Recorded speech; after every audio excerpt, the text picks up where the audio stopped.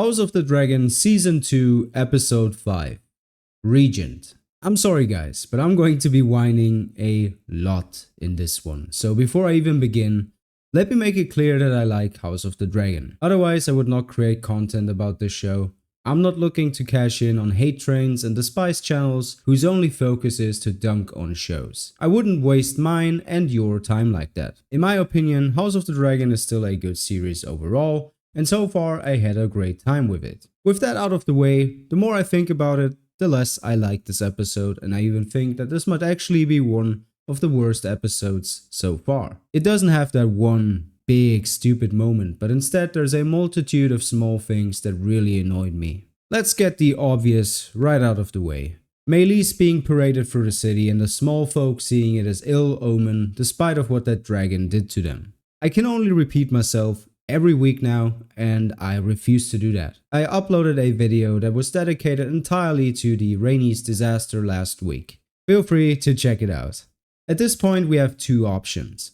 Moving on from this nonsense, or forever talking about the same damn thing every week. They are actively trying to retcon what happened in Season 1, Episode 9. It was a stupid idea in the first place, but nothing can change that now. Miguel Sapochnik's want for a big scene in the style of Game of Thrones' penultimate episodes showed that you should never try to follow another show's formula, especially if that formula was the reason for the downfall of that show. Creating big moments for the sake of creating big moments is lazy, stupid, and downright offensive to people who are there for the complexity that House of the Dragon so brilliantly showcased from time to time. I'll never understand why they chose to walk that path, whether it be Viserys' characterization in the first season, or just recently the brilliant character work in episode 2.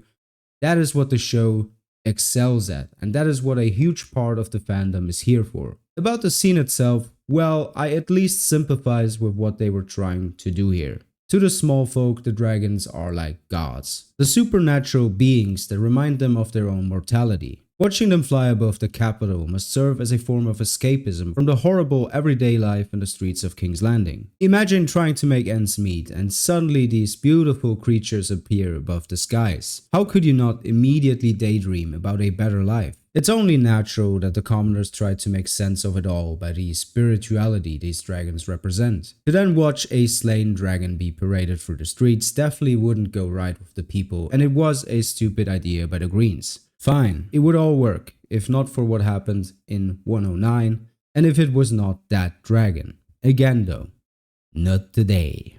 Another thing that I really can't wrap my head around is why Aemond blasting Aegon out of the sky is handled ambiguously. Kristen Cole knows, so how do the other soldiers that arrived in King's Landing not know about it? Are they all blind? How are there no rumors about what actually happened there? This news, a king being attacked by the biggest dragon in the world, of his own brother, should have spread like wildfire all throughout the Seven Kingdoms. It doesn't even have to be drastic and confirm that Aemond had ill intentions. It's just the fact that that's what happened. The rumor could be that Aemond had to do what he had to do because Melees and Sunfire were entangled. But to treat this as an exclusive knowledge that only Cole and Aemond possess is crazy to me.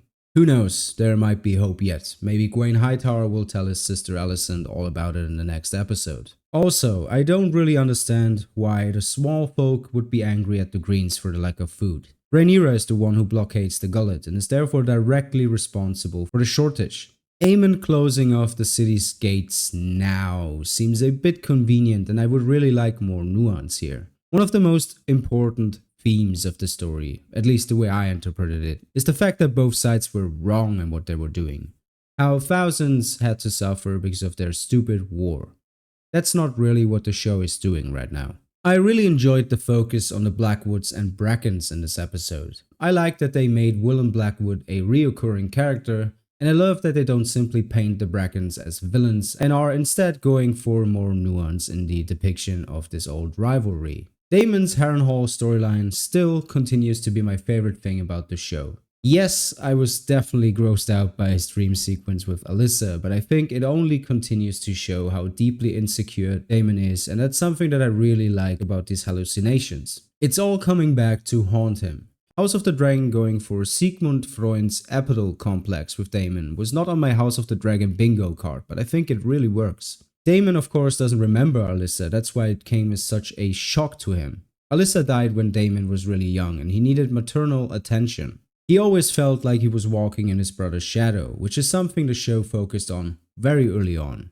Daemon goes on a suicide mission when he hears about the incoming aid of his brother at the Stepstones, and he continues to be enraged whenever his relationship with Viserys is mentioned. At this point, I'm pretty sure that Petty Considine will reprise his role of Viserys, and I think that's how Daemon ultimately overcomes his trauma. He ran away from it for way too long and now he has to face it. It's also interesting that the show emphasized that Alice Rivers cares about the small folk, and it's revealed that she's indeed the one who toys with Daemon when she mentions that it's a pity that Daemon never knew his mother.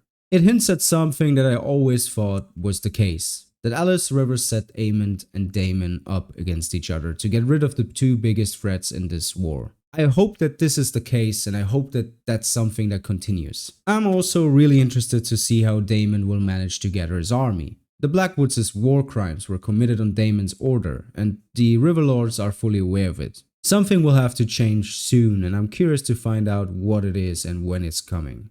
Another scene I liked was the one at the Twins. Jace finally gets something to do, and I really like the characterization of the phrase. It makes sense that they would want Harrenhal in return for the crossing. I think I have a pretty good idea now on where this season will end. I think they're doing the fish feed earlier, and that this season will end with a big Lannister vs Stark battle. Both are, of course, fan favorite houses, and that would be an opportunity a show would most likely capitalize on. They might even have Cregan Stark take over Roddy the Rune's part and have him actually be involved, which is a change that I would actually welcome. I have mixed feelings about the scene between Baela and Corlys. On one hand, the performances of Bethany, Antonia and Steve Toussaint in this scene were my favorites in this episode, and on the other hand, I hope that Baela throwing out random facts about Corlys won't be the last time we hear about how truly special Corlys is. He has been all over the world, and I'm still waiting to hear tales about his legendary voyages. The things this man has seen should drive his character. It's not just a cool thing you mention casually. He possesses knowledge and wisdom like no other Westerosi before him. I would love for that to play a part in this war. With the incoming Battle of the Gullet in Season 3,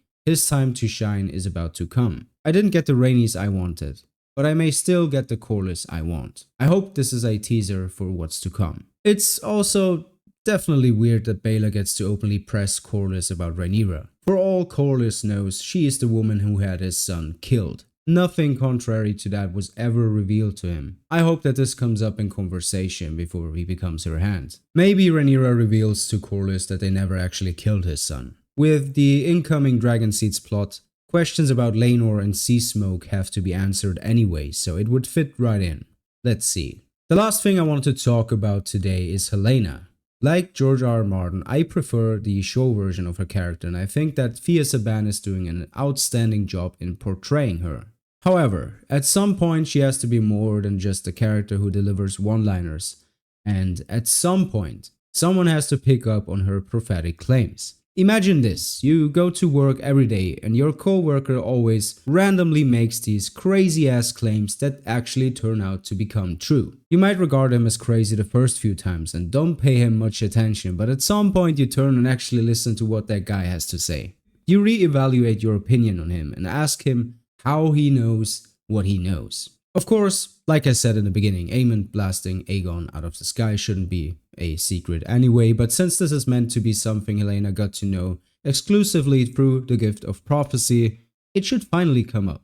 Again, that's not a huge complaint yet, like with Corlys and the Laenor situation, this might still come. Also, the scene cuts away, maybe that is what followed, and the show left this reveal for another episode. All in all, this should have been one of my favorite episodes of the entire show.